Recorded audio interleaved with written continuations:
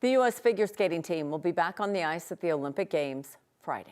Many members of that group grew up going to one of the country's most historic skating clubs. Our Matt Renew is in Italy for us. And Matt, this is the club that's recovering from a devastating loss. You're right, Kyle and Kim. You know, this is a club that is steeped in history. For more than 113 years, a skating club of Boston has trained the world's best skaters, some of them here right now. And they're moving forward in a new facility, even as they heal from the loss of family members, coaches, and teammates. Just outside Boston. Hi, how are you? In a brand new facility. It's a sexy new facility. Doug Zegheide heads up the Skating Club of Boston. As we like to say, founded in the same year as the Boston Red Sox. We're a Boston institution for sports. Founded in 1912, it's one of the oldest figure skating clubs in the country. The third oldest member in U.S. figure skating, a founding member.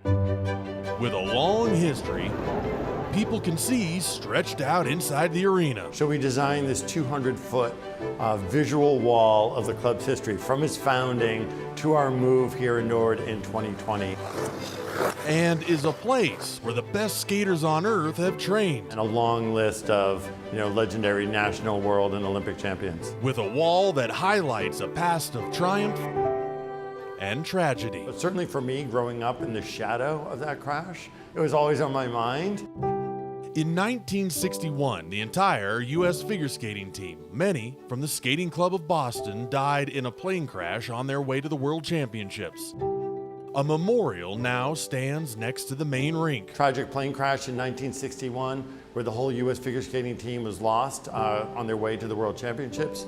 A lot of those folks were Boston coaches and Boston skaters. And 6 decades later, those wounds were reopened. I have to say, it was a real gut punch. When Flight 5342 collided with an Army helicopter over Washington, D.C., 67 people on board died. We don't believe there are any survivors, including 4 coaches and 11 young skaters from this club. They were friends, they were colleagues, the kids, the parents.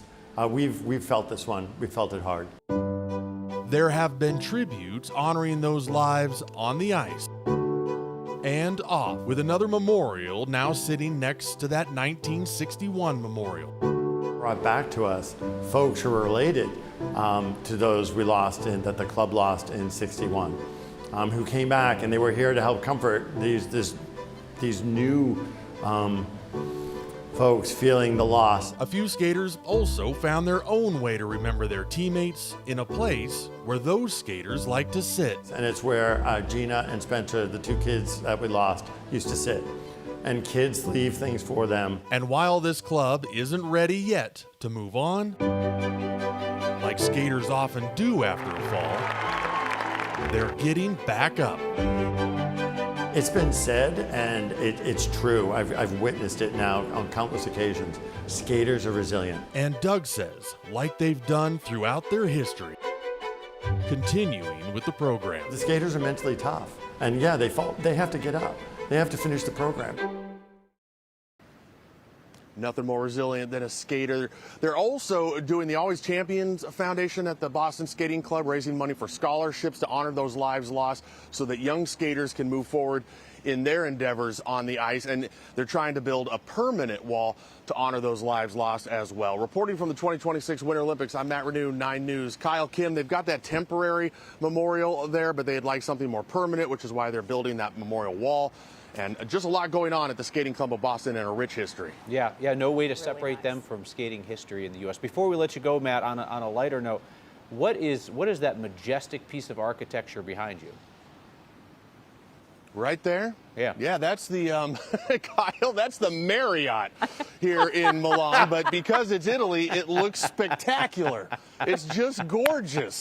It's just a Marriott. Yeah, all right. I wonder if they have an indoor pool. I'm sure they do. Oh, I'm sure they do. bet. You know, in all fairness, I believe the vice president stayed there and when he was here for opening ceremony. So I think it's like one of the best hotels in Italy. Oh, it's a fancy one. But again, it's a Marriott. Sure. They have continental breakfast there that you got to try. Yeah, the points are the points, Matt. The points That's what's are the really points. important. Yeah. All right. Thanks, Matt. Yes.